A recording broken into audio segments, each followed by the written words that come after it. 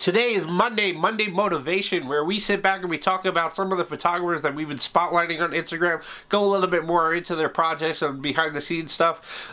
We thank you for watching. Feel free to click subscribe if you want to learn more, and thank you.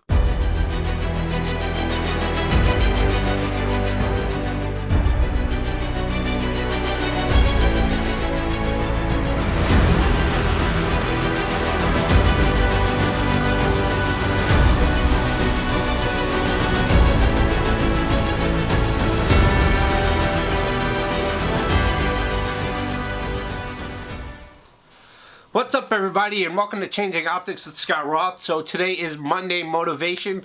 All throughout the week, we sit back and we find these different photographers that are doing these great projects that are challenging us in certain ways, and we spotlight a little bit about them on Instagram. We show a series of 3 of their photos. So I want to take you a little bit more into some of those photographers and find out a little bit more about the process. So the one of the ones that we did this past week was a program called Don't Talk While He Drives. It was a campaign that was sponsored by the Mudra Group. The photographer was Mallikarjun Katakol. I apologize if I got that name wrong. He did reach out to us about it through Instagram and told us a little bit about the process. So if you go to changingoptics.org, which you'll see here, and I'm going to show you this in a little bit. So you go to changingoptics.org. The first thing you're going to see is the main kind of intro page. And on the right hand side is something called Spotlight. So if we click on Spotlight, you're going to see a growing list of photographers with these specific projects that we are looking to promote here on Monday Motivation. So on the side, you'll see Mallikarjun Katakol. It says Don't Talk While He Drives. So we're going to click on that. It's going to take us to where I first learned about this campaign. It's called the inspirationroom.com. This article was back in 2010, but it mentions how the Bangalore traffic police has been running an outdoor advertising campaign using disturbing photography to shock people out of talking to their friends and families on the phone while they are driving.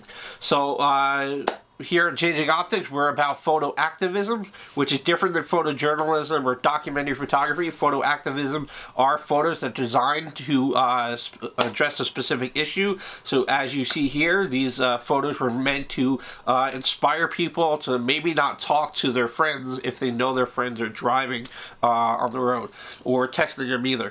So that's what this campaign was designed to do. Sorry, I'm fighting a cold. So if you click on that Don't Talk While He Drives, you'll see a couple of these photos that we shared. There were 3 of them on this list.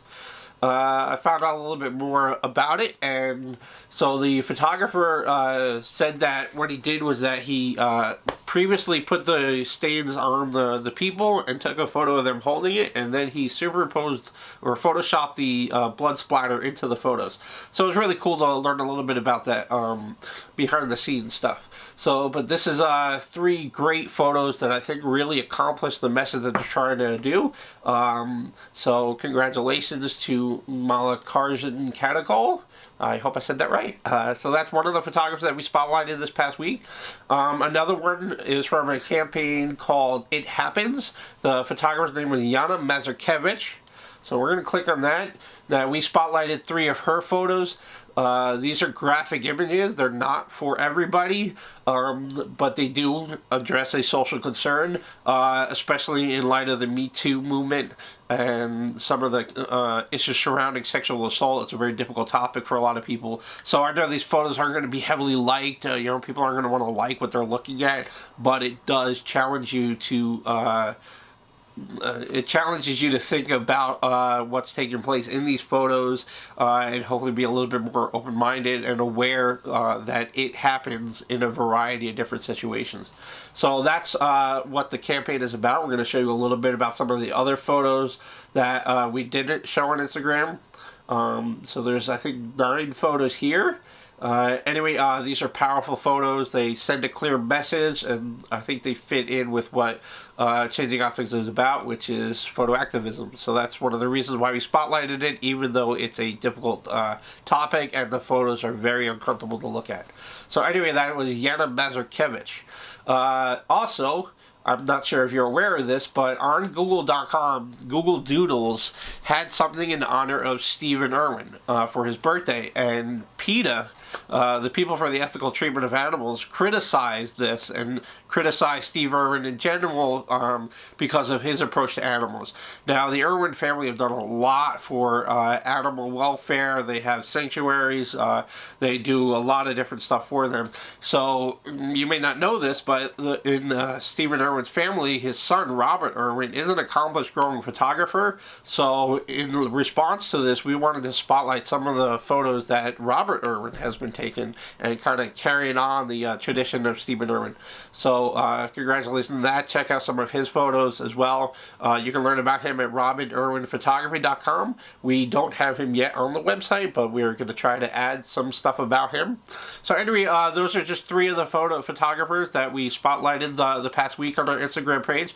Follow us on Instagram at changing_optics to see some more photos. If you're a photographer out there that you think that you have some challenging photography out there that you think fits in with what Changing Optics is about, which falls under more of photo activism, we would love to hear about it and hopefully spotlight you as well. So anyway, go check out these photographers, go check out more of their photo work and what other projects they have, and we will hopefully be motivated and inspired by what they're doing and look to do the same. Take care.